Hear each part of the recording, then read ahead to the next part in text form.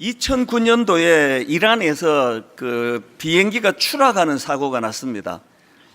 그 사고로 승무원을 포함한 탑승자 전원이 사망하는 그런 비극이 발생했는데요. 추후에 그 사고 원인을 조사해 보니까 그 이륙 중이던 항공기 엔진에 새 한 마리가 빨려 들어가면서 그렇게 이제 화재가 발생했고, 그렇게 하고는 비행기가 이륙하고 16분 만에 추락하여서 모두 전원이 다 사망하는 이런 비극이 발생했는데요. 그 작은 새 한 마리가 비행기를 추락시키는 그런 무서운 결과가 일어났다, 뭐 그런 내용입니다.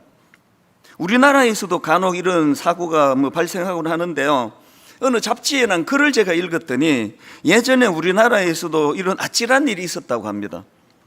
제주공항을 출발하려고 이륙하던 비행기에 문제가 생긴 겁니다. 갑자기 비행기 엔진에 불꽃이 튀기 시작하니까 그 비행기에 한 300여 명 탑승객과 또 그 섬기는 그 관리하는 분들이 같이 타고 있었는데 그 전원이 얼마나 불안에 떨었겠냐고요. 그런데 기장이 수습을 아주 잘했습니다. 바로 기술을 돌려가지고 바로 회항을 했기 때문에 인명피해를 막을 수 있었다는 겁니다. 그런데 나중에 조사해 보니까 이 사고도 활주로에 있던 꿩 한 마리가 비행기 엔진이 부딪혀가지고 발생한 사건이다, 그렇게 된 겁니다. 워낙 그 수습을 잘해서 인명피해가 없었던 게 너무 감사한데요. 그런데 그 과정에서 엔진 부품 46개가 망가졌답니다. 그래서 수리 비용이 대략 한 40억 원 정도가 들었대요. 작은 새 한 마리가 이런 엄청난 사고를 일으킬 수 있다, 뭐 그런 내용이겠죠. 이와 비슷한 비극이 또 한 미국에서 있었는데요. 1986년도에 있었던 미국 우주 왕복선 챌린저 폭파 사건, 이걸 기억하시는 분이 계시는지 모르겠지만 저는 그 당시 미국에 이민 생활 중이었기 때문에 아침에 그 TV 생중계로 제가 그걸 봤습니다. 너무 생생한데요. 이제 이 우주 왕복선 챌린지호 막 수많은 사람들이 관심을 갖고 이거를 지켜보고 있는데 이제 5, 4, 3, 2, 1 발사, 그리고 이게 막 굉장한 소음과 또 연기를 만들면서 하늘 위로 비상을 하는데 한 몇 초가 지났을까요? 폭파해 버리더라고요. 지금도 기억이 나요. 이게 두 갈래 그 구름 기둥을 만들면서 이렇게 퍼져나가고 공중에서 폭파해 버렸는데, 이 불행한 사건으로 그 탑승 승무원 전원이 사망하는 그런, 온 세계가 그때 다 놀라는 그런 일이 있었는데요. 이 우주 왕복선 챌린저 폭파 사건 이후에도 이제 이 사고 원인을 조사했더니 이게 직경 0.28인치라 그래요. 조그만한 부품입니다. 직경 0.28인치밖에 안 되는 오링이라는 부품이 있는데 이 작은 부품 하나가 결함이 있었기 때문에 이것이 폭파해 버렸다, 그런 내용을 담은 글이었습니다. 이런 내용을 다루고 있던 그 잡지의 글이 이런 결론을 내린 걸 제가 옮겨 적어 놓아 봤는데요.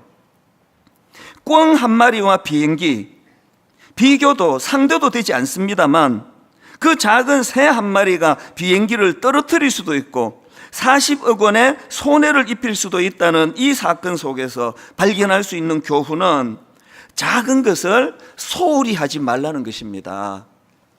오래전에 난 글인데요, 이게 자꾸 문득문득 생각이 날 때가 있습니다.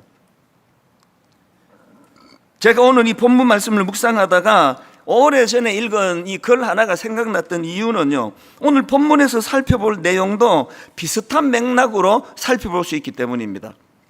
제가 특세가 시작되던 월요일 날에 아가서는 크게 세 단계로 구분할 수 있다, 그 말씀을 드렸는데요. 첫 번째 단계는 아가서 1장 1절부터 3장 5절까지에서 다루고 있는 결혼 이전의 사랑의 상태, 남녀가 만나가지고 너무나 애틋하게 사랑하는 내용이 3장 5절까지에서 다루어지고 있고요. 두 번째 단계는 결혼식이에요. 3장 6절부터 5장 1절까지에서 이 결혼식에 대한 너무나 풍성하고 행복하고 아름다운 결혼식 또 피로연 이런 것들이 쭉 이제 열거가 되고요. 그리고는 마지막 세 번째 단계가 이제 오늘 우리가 살펴보게 될 5장 2절서부터 끝까지예요. 그래서 이 세 번째 단계는 결혼 이후에 너무나 성숙해져가는 아름다운 부부간의 사랑을 그리고 있다. 그러니까 지금 이제 오늘 본문이 5장 2절서부터니까 오늘 다룰 본문은요, 결혼식 직후예요.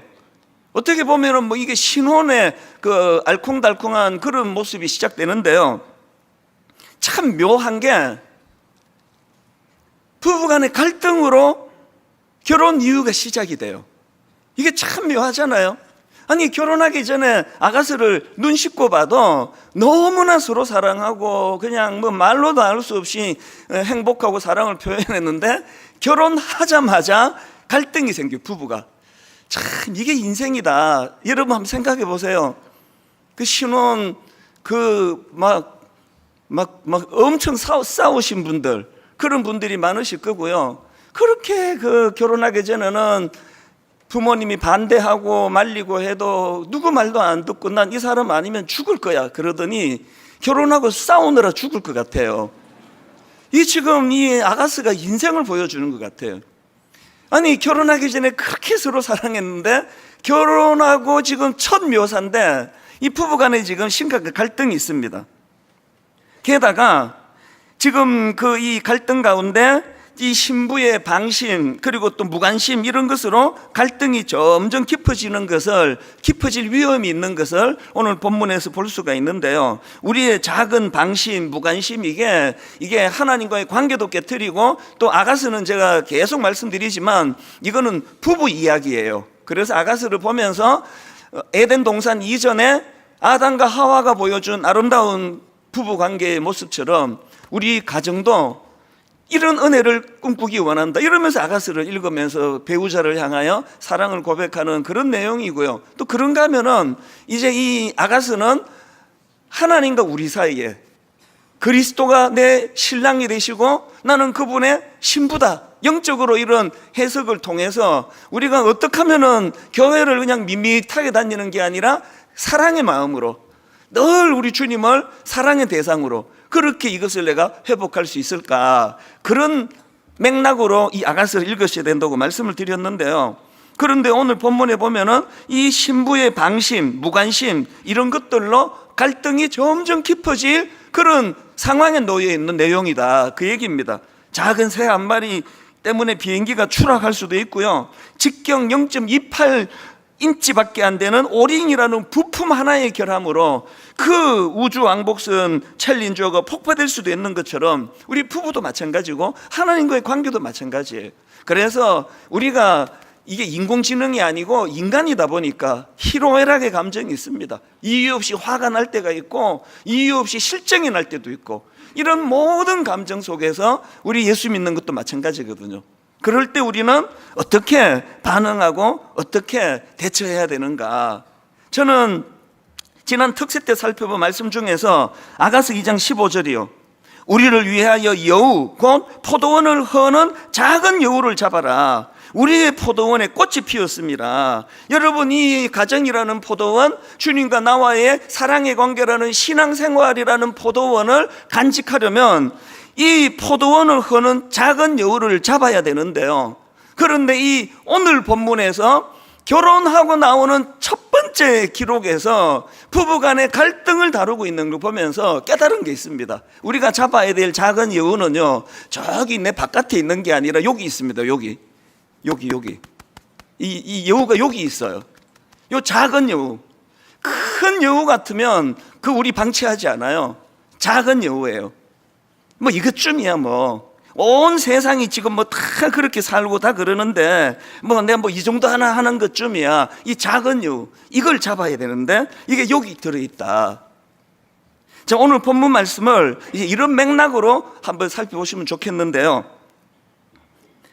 아가서 5장 2절이 오늘 본문인데 그 앞에 1절을 먼저 읽어보시면 좋습니다. 자, 5장 1절이요. 이거 같이 한번 읽어보시겠습니다. 시작. 내 누이, 내 신부야, 내가 내 동산에 들어가서 나의 모략과 향 재료를 거두고 나의 꿀송이와 꿀을 먹고 내 포도주와 내 우유를 마셨으니 나의 친구들아 먹어라, 나의 사랑하는 사람들아 많이 마시라. 지금 여기 보면은 신랑은 신부의 초대를 받아가지고 그의 동산에서 하객들과 함께 너무나 행복한 시간을 보내고 있습니다. 이게 아까 말씀드렸던 결혼식의 연장선에서 기쁨과 행복이 넘치는 게 5장 1절이고요. 그랬는데 2장으로 가면 완전히 분위기가 싹 바뀌어져 있습니다. 2절을 한번 보십시오. 내가 잘지라도 마음은 깨었는데 나의 사랑하는 자의 소리가 들리는구나. 문을 두드려 이르기를. 아니 이게 도대체 무슨 영문인지 모르겠네요. 1절에서 막 그렇게 행복에 겨워가지고 기쁨으로 그렇게 아름다운 그런 노래를 부르던데 한 절 딱 2절로 가가지고 우선 장면이 바뀌었어요. 보니까 이게 침실이에요. 그리고 또 신부 혼자 자요. 더 이상한 건 한밤중에 남편이 문을 두드려요. 더 이상한 건 그 신부가 문을 안 열어줘요. 3절이 그 내용인데요, 신부가 말도 안 되는 핑계를 갖다 대는 겁니다. 문을 두드리니까 내가 옷을 벗었으니 어찌 다시 입겠으며 내가 발을 씻었으니 어찌 다시 더럽히랴. 이 말도 안 되는 이런 핑계를 가지고 지금 아니 그 바로 앞에 1절에서 그렇게 신랑을 초대해가지고 동산에서 행복한 그런 시간을 보내는 것이 1절에 나오는데, 그러니까요 이 1절과 2절 사이에 생략이 있는 거예요. 그 아가스를요 그냥 막 열심히 읽으시면 헷갈리다가 끝나요. 이게 뭐지? 이게 뭐지? 1절과 2절 사이에 생략된 시간이 있고 장소가 변했고 모르긴 해도 그 사이에 이 부부간에 어떤 갈등이 있었던 거 아닙니까? 그래서 이제 문을 두드리는데 신부가 말도 안 되는 그런 핑계를 갖다 대면서 문을 열어주지 않는데요, 제가 감동을 받는 게 여기 나오는 이 신랑의 모습입니다. 그런 상황에서도 4절을 한번 보십시오. 남편이 막 문틈으로 손을 들이밀면서 문을 열려고 막 애를 쓰고 이런 모습을 보여주고 있거든요. 저는 4절의 이 모습을 보면서 요한계시록 3장 20절이요. 볼지어다 내가 문 밖에 서서 두드리노니 누구든지 내 음성을 듣고 문을 열면 내가 그에게로 들어가 그와 더불어 먹고 그는 나와 더불어 먹으리라. 이게 딱 본문 상황 아닙니까? 여러분 이 말씀이 충격이 되는 게요, 지금 이 계시록 3장 20절 말씀은 지금 주님이 교회를 향해 하시는 말씀이에요. 신부된 교회가 신랑된 주님이 문을 두드리시는데 문을 열어주지를 않는 거예요. 이게 라오디게아 교회를 지금 주님이 두고 하시는 말씀인데요, 3장 15절에 보니까 예수님이 라오디게아 교회를 향해 이런 말씀을 하십니다. 내가 너의 행위를 아노니 너가 차지도 아니하고 뜨겁지도 아니하도다.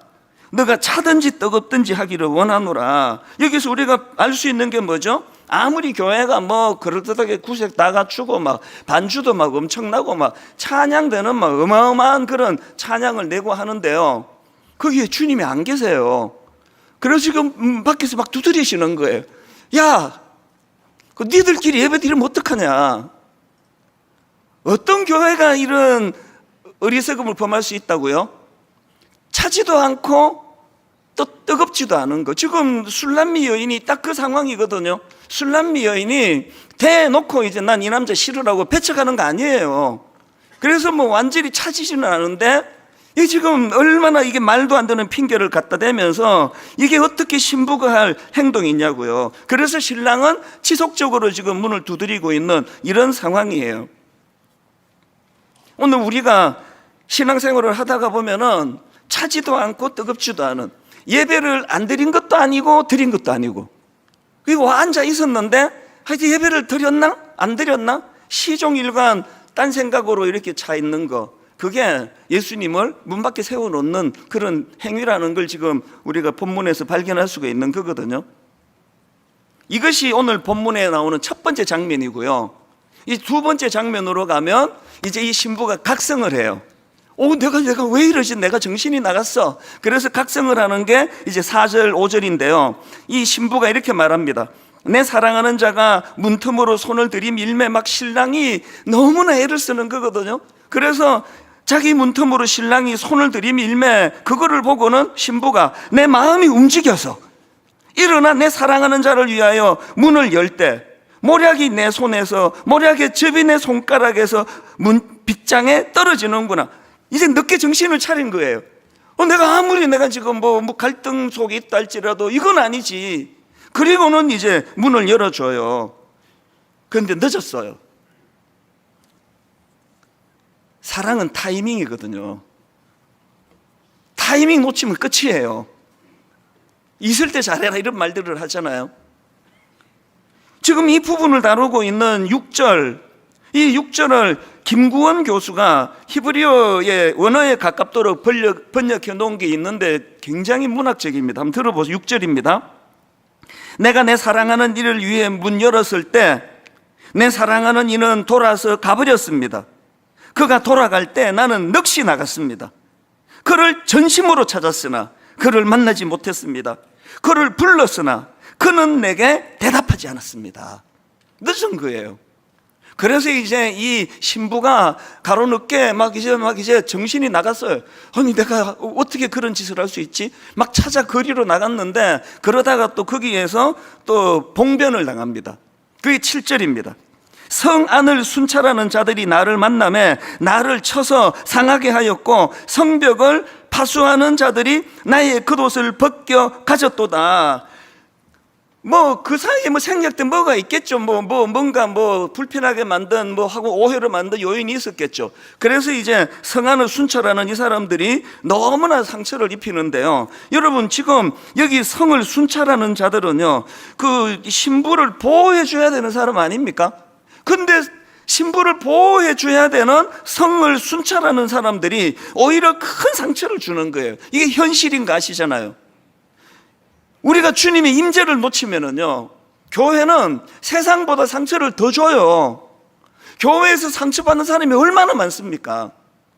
교회에서 이 주님의 임재, 이 술람미 여인으로 비유를 들자면 그가 주님과의 관계에서 문제가 생기고 주님과의 임재가 사라지고 나니까 자기를 보호해야 되는 그 순찰하는 사람들에게 무슨 사연인지는 몰라요. 두들겨 맞고 막 겉옷을 벗기고 막 이런 봉변을 당하는 거거든요. 여러분 좋은 교회를 찾아다니는 그거 이해가 되죠. 그러나 좋은 교회를 찾기 이전에 여러분 내면에 하나님의 임재가 있는지를 보셔야 돼요. 난 하나님을 사랑하는가? 난 하나님의 영향력 아래 있는가? 이게 우리가 사실 이게 하나님과의 사랑의 관계이기 때문에 돌아보면요, 걸핏하면 삐지는 거 아닙니까? 우리 아닙니까? 하여튼 걸핏하면 삐지잖아요. 기도 응답 안 받았다고 삐지고, 제때 응답 안 한다고 삐지고, 그때 하나님이 응답을 안 해주셔가지고, 그러면서 한 1년 가까이 삐져 계시다가, 갑자기 어느 날 또 은혜 받고, 야, 그때 응답 안 해주신 게 은혜다. 내가 몰랐다. 그때 응답 받았으면 내가 진짜 큰일 날 뻔했다. 또 그러지를 않나. 하나님은 가만 계시고, 우리가 그냥 갔다가 왔다가, 그러면서 신앙생활 하는 거 아닙니까? 제가 웃기는데 너무 진지하게 받을 때가 너무 당황이 돼요. 너무 그대로 본인 이야기구나. 우리가요, 어떤 경우라도 인간이니까 희로애락의 감정을 가질 수밖에 없지만 어떤 경우라도 우리가 주님의 임재를 놓치면 안 된다. 이걸 오늘 본문에서 우리가 배우는데요. 그래서 저는 오늘 본문을 묵상하면서 고린도전서 10장 12절에서 바울의 경고가 생각이 났습니다. 그런즉 선줄로 생각하는 자는 넘어질까 조심해라. 이제 술람미 여인은 방심할 수 있잖아요. 이제 결혼했는데 우리 남자분들이 좀 이런 방심이 여자분보다는 좀 더한 것 같아요. 제가 보면은 이제 결혼했는데 어쩔겨?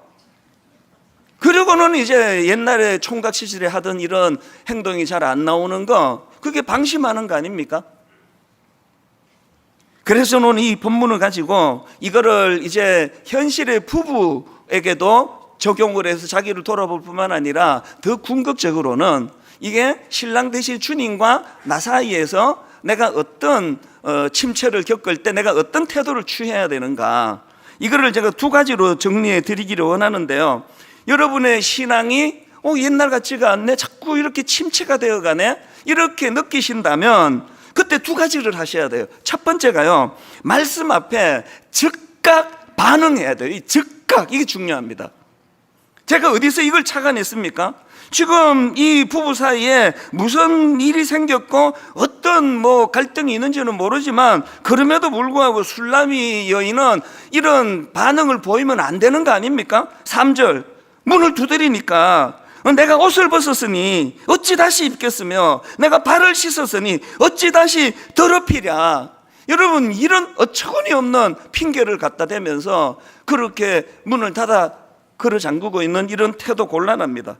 신앙이 침체가 되고 어려움이 오고 이 술람이 여인으로 치면 지금 뭔가 신랑하고의 어떤 갈등이 있다 할 때 그가 문을 두드리면 즉각적으로 문을 열었어야 되는 거 아닙니까? 그런데 여러분, 이 과정에서 제가 감동하는 게 있는데 신랑의 태도예요.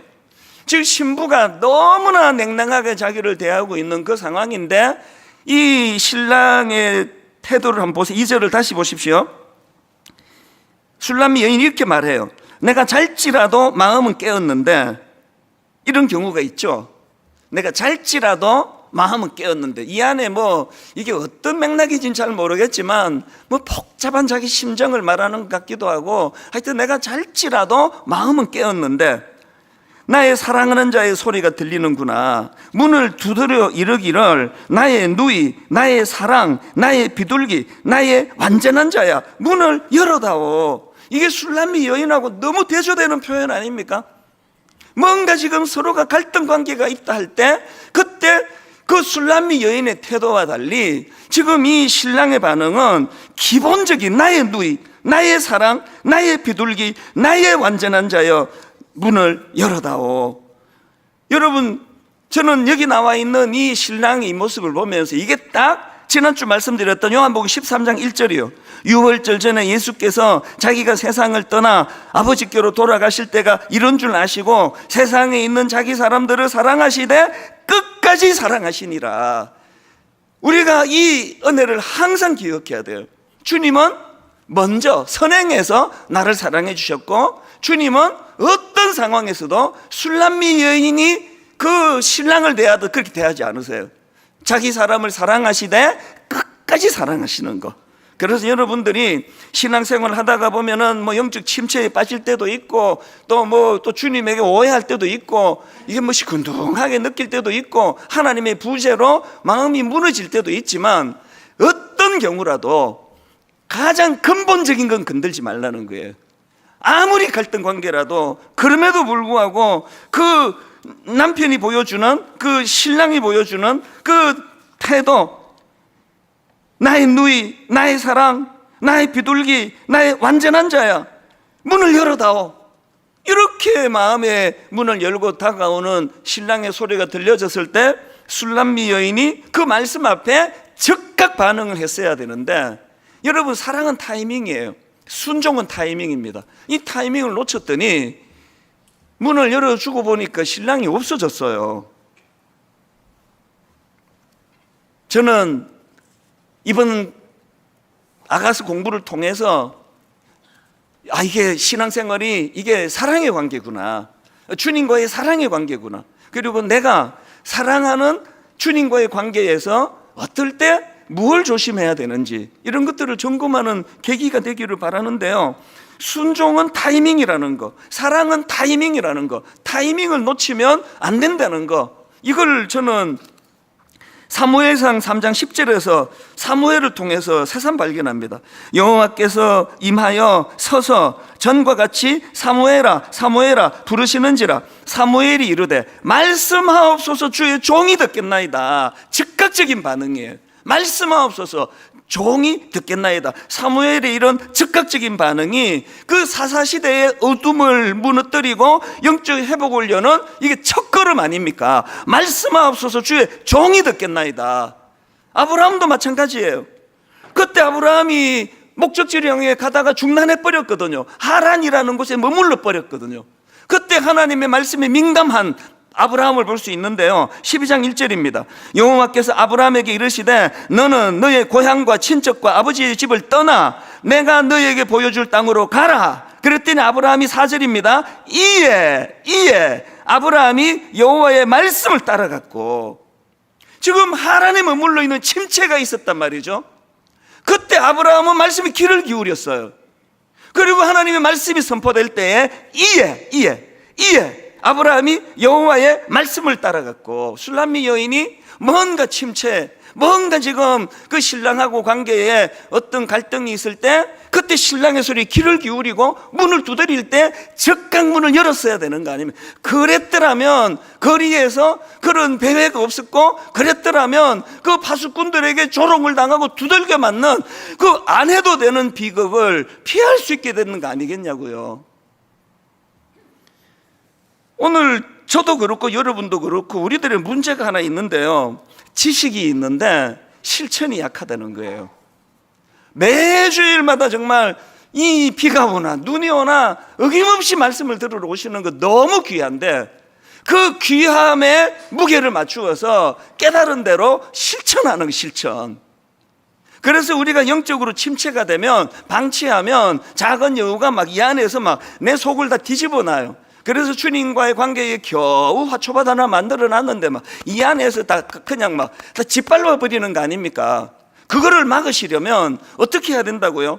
침체가 올수록 말씀에 귀를 기울여야 돼요. 아브라함처럼. 그리고 그 말씀 앞에 이에 반응이 있어야 되는 거거든요. 오늘 예배 가운데 오래된 여러분의 침체가 은혜로 사라지는 놀라운 역사가 있기를 바랍니다. 그 일이 가능하기 위해서는 말씀에 귀를 기울이고 즉각 그게 반응해야 된다는 것. 그런가 하면 두 번째로, 여러분 신앙이 침체된다고 느낄 때 가져야 되는 대안이 하나 더 있는데요, 빠른 회복을 추구해야 돼요. 빠른 회복을.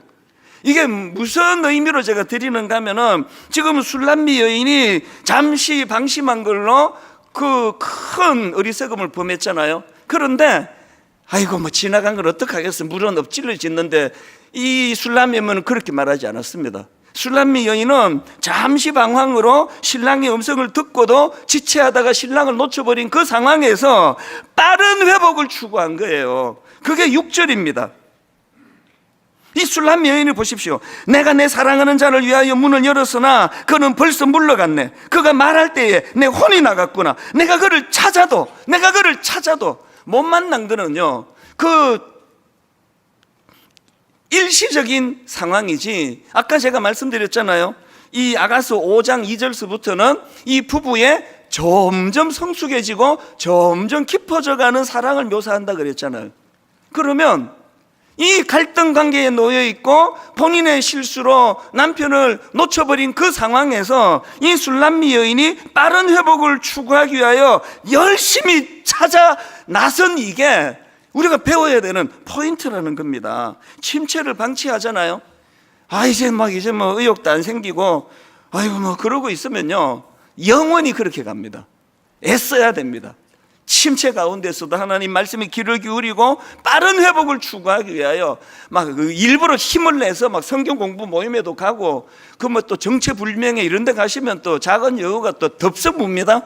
하여튼 목사님들한테 좀 물어보고 확인하고 하세요. 그리고 우리 교회에서 제공하는 이런 한 구절 묵상과 여러 지난 특세 같은 거, 여러분 내일부터 이 특별 새벽 부흥회 월, 화, 수, 목, 금, 토 방송팀에서 한 주 한 주씩 올려드릴 때 여러분 가정에서 이걸 가지고 다시 예배의 재료로 쓰시면 되거든요. 더 몸부림을 치고요. 다윗이 그 성적으로 죄를 짓고 그렇게 혼미한 상태에 있을 때 하나님이 나단 선지자를 보내주세요. 그리고는 막 무섭게 책망을 해요. 한국교회 위기는요, 지금 나단이 없어요. 뭐 설교 한번 들어보세요. 뭐 저도 마찬가지고 그저 말랑말랑한 설교, 사랑합니다, 축복합니다, 복 받으세요, 막 이런 설교가 난무하잖아요. 나단이 없어졌어요. 왜 나단이 안 보입니까? 여러분 다 쫓아냈잖아요. 이거 일주일 동안 피곤하게 살다가 교회 왔더니 저 목사는 우구지상을 가지고 맨날 저렇게 그냥 쓴소리만 하고 있다고. 그래갖고 그거 안 해요 요새 잘. 우리 모두 다 좋아하잖아 벌써 웃으니까. 우리가 하나님 앞에 나단을 구해야 돼요. 나단이 없었으면 다윗은 망했습니다. 다윗의 귀함이 뭔지 아십니까? 그 선지자의 책망을 듣고 자기 죄를 깨달았을 때 즉각적인 회개가, 그게 시편 51편입니다. 처절합니다. 들어보십시오. 1절. 하나님이여 주의 인자를 따라 내게 은혜를 베푸시며 주의 많은 긍휼을 따라 내 죄악을 지워주소서. 나의 죄악을 맑게 씻기시고 나의 죄를 깨끗이 제하소서. 물은 나는 내 죄가 르나오니 내 죄가 항상 내 앞에 있나이다. 내가 주께만 범죄하여 주의 목전에 악을 행하였사오니. 다윗의 위대함이 뭐죠? 왕이에요. 그 나단 선지자가 너무 과하게 책망을 했잖아요. 목을 쳐버리면 돼요. 누가 그거를 뭐라 그러겠습니까? 근데 왕이지만 그 책망을 들었을 때 즉각적으로 반응한 거죠. 그래서 여러분, 제가 두 번째로 침체에 있을 때 빠른 회복을 추구하라, 이 말은요, 다른 말로 하면은 회개하라는, 회개하라는 회개. 계시록 2장 4절에서 에베소 교회를 향한 주님의 권면이 이렇습니다. 그러나 너를 책망할 것이 있나니 너의 처음 사랑을 버렸느니라. 그러므로 어디서 떨어졌는지를 생각하고 회개하여예요. 뭐가 회개입니까? 매 주일마다 교회 와가지고 후회하는 걸 회개라 생각하시는데요, 그거 회개 아닙니다. 돌이키는 게 회개예요. 술람미 여인이 침실에 누워가지고 이제 신랑의 문 두드리는 소리가 안 나네? 내가 너무했나? 내가 좀 심했나? 그게 회개입니까? 즉시 뛰어나가는 거죠. 거리를 나가는 거죠. 내가 잘못했다고. 우리 신랑 어디에 갔냐고. 그게 회개예요. 그러다가 막 수모를 당하고 이런 과정을 거치는, 그게 술람미 여인이 보여주는 빠른 회복을 위한 몸부림이란 말이죠. 저는 오늘 본문의 이 술람미 여인의 참 부족한 모습을 보면서도 이 여인이 귀한 게 뭐냐 하니까요, 이 여인이 자기의 연약함을 깨닫고 나서 너무나 애타게 신랑을 찾는 과정에서 저는 아가스의 이 시니까 주옥 같은 표현들이 제 마음에 몇 개 있는데요, 그 중에 하나가 이 상황에서 술람미 여인의 이 눈물의 고백입니다. 아가스 5장 8절이 이 술람미 여인의 고백입니다. 들어보세요. 예루살렘의 딸들아, 너희에게 내가 부탁한다. 너희가 내 사랑하는 자를 만나거든 내가 사랑함으로 병이 났다고 하려무나. 그 처절함이 느껴지지 않습니까? 내가 사랑함으로 병이 났다고 하려무나. 저는 이 술람미 여인의 이 고백을 보면서 베드로가 딱 떠오르더라고요. 절대로 하면 안 되는 짓을 베드로가 했잖아요. 결정적인 순간에 주님의 십자가 가장 외로우실 때, 나 저 사람 모른다고 자꾸 의심하니까 저주하면 욕을 막 하면서 나 저 사람 모른다고 그랬던 베드로인데요, 베드로가 나중에 눈물로 하는 이 고백을 보십시오. 주님을 부인하는 죄를 회개하면서 요한복음 21장 15절입니다. 그들이 조밥 먹은 후에 예수께서 시몬 베드로에게 이르시되 요한의 아들 시몬아, 내가 이 사람들보다 나를 더 사랑하느냐 하시니 이르시되 주님 그러하외다. 내가 주님을 사랑하는 줄 주님께서 아시나이다. 문 두드리는 그 사랑하는 신랑, 내 어떤 감정 때문에 문을 열어주지 않았던 이 술람미 여인이 후회하면서 회개하면서 찾아 헤매면서 예루살렘 딸들아, 너희에게 내가 부탁한다. 너희가 내 사랑하는 자를 만나거든 내가 사랑함으로 병이 났다고 하려무나. 베드로의 심정이 막 느껴지는 거죠. 주님, 제가 주님을 배신하고 부인한 것은 주님을 사랑하지 않아서가 아니라 제가 약해서 그렇습니다. 약해서 제가 비겁했습니다. 주님 부인하는 그 순간에도 저는 여전히 주님을 사랑하고 있었습니다. 신랑 대신 주님이 원하는 답은 이거 아닐까요? 완벽한, 단 한 번도 실수를 하지 않은, 그래서 교만해진 게 서기관과 바리새인들이고요, 너무나 연약했지만 그런 상황에서도 주님, 저는 주님을 사랑합니다. 오늘의 결론을 저는 이렇게 맺기 원합니다. 누구나가 침체가 와요. 누구나가 영적으로 우울해지고 또 불신이 찾아오고 내 안에 있는 이 작은 여우가 내 마음밭을 다 막 그냥 헤집어 놓기를 하는 게, 그게 우리입니다. 저도 그래요. 그럴 때 중요한 게 하나님 앞에 말씀을 더 주님의 문 두드리는 말씀이 들려줘야 되는데 말씀에 귀를 기울이고 그 말씀 앞에 즉각 반응하는 태도, 그리고 술람미 여인처럼 빠른 회복을 위하여 거리로 뛰쳐나가 내가 잘못했습니다, 내가 죄송합니다, 회개하며 주님 내가 다시 찾기를 원합니다, 이런 열정적인 사모하는 마음이 저와 여러분 안에 일어나게 되기를 바랍니다.